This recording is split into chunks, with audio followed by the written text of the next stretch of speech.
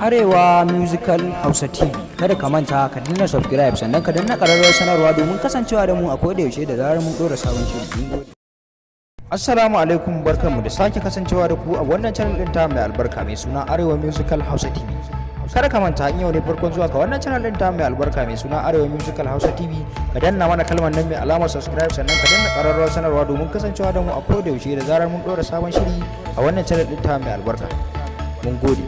A yau shirin namu zai tattauna ne akan Hamisu Breka da Isa Ayagi. To masoya Hamisu Breka da masoya Isa Ayagi, muna so ku ware mana tsakanin Hamisu Breka da Isa Ayagi wanne ne fi ya tsara wakar soyayya a jita kuma a ji daɗinta.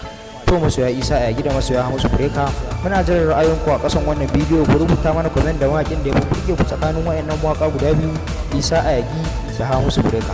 To masoya Hamisu Breka da masoya Isa Ayagi, yanzu da farko za mu fara shiga wakar ɗaya daga cikin waɗannan mawaƙa guda biyu, Isa Ayagi da Hamisu Breka, domin ku ji ku tantance mana kuma tsakanin Hamisu Breka da Isa Ayagi wanne ne fi ya tsara wakar soyayya a jita kuma a ji daɗinta. To masoya Isa Ayagi da masoya Hamisu Breka, bara mu shiga wakar Isa Ayagi da farko domin ku ji yadda ta kasance. Sai dai kada ka manta, kada ki manta ku danna mana subscribe sannan ka danna ƙararrawar sanarwa domin kasancewa da mu a koda yaushe da zarar mun ɗora sabon shiri a wannan channel ɗin ta mai albarka mai suna Arewa Musical Hausa TV. To masoya Hamisu Breka, bara mu shiga wakar Isa Ayagi da masoya Isa Ayagi, bara mu shiga wakar Isa Ayagi domin ku ji ku tantance mana kuma tsakanin Isa Ayagi da Hamisu Breka wanne ne fiye tsara wakar soyayya a jita kuma a jarinta. Kai dai kada ka manta ka danna. Wani sabon yanayi a yau ya sauka a zuciya, na gaza fassara shi kamar daɗi tamkar wuya, yana da daɗi duka na sakamar tsumi. To masoya Isa Ayagi, kun ji da wakar Isa Ayagi ta kasance ta ƙudurin zuciya. Kai dai kada ka manta, kada ki manta ku danna mana subscribe sannan ku danna ƙararrawar sanarwa domin kasancewa da mu a koda yaushe da zarar mun ɗora sabon shiri a wannan channel ɗin ta mai albarka da suna Arewa Musical Hausa TV. To yanzu bara mu shiga wakar Hamisu Breka domin ku ji yadda ta kasance ita ma kuma ku ji ku ware mana tsakanin Hamisu Breka da Isa Ayagi wanne ne fi ya tsara wakar soyayya a jita kuma a jarinta.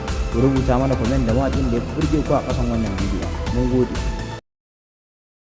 Ban iyawa da su haka, magani zaki ban da na waraka, kin gana mai da ni wani sadaka, ya fi karfi na siyaita. To masoya Hamisu Breka, kun ce da wakar Hamisu Breka ta kasance wadda kuka fi sani da sai da ke sabuwar wakar Hamisu Breka ta wannan shekarar ta 2021. Dan yanzu haka ma wakar ba ta fi kwana biyu da yin wakar ba ta sabuwar shekara wadda kuka fi sani da sai da ke.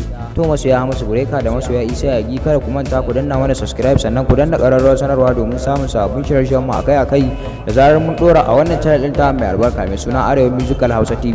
To masoya Sani Ahmad da masoya Isa Ayagi da masoya Hamisu Breka, ku ci gaba da kasancewa da mu a wannan channel ɗin ta mai albarka domin kawo muku shirye-shirye masu ƙayatarwa. Kai dai kada ka manta ka danna subscribe sannan ka danna ƙararrawar sanarwa domin kasancewa da mu a koda yaushe da zarar mun ɗora sabon shiri a wannan channel ɗin ta mai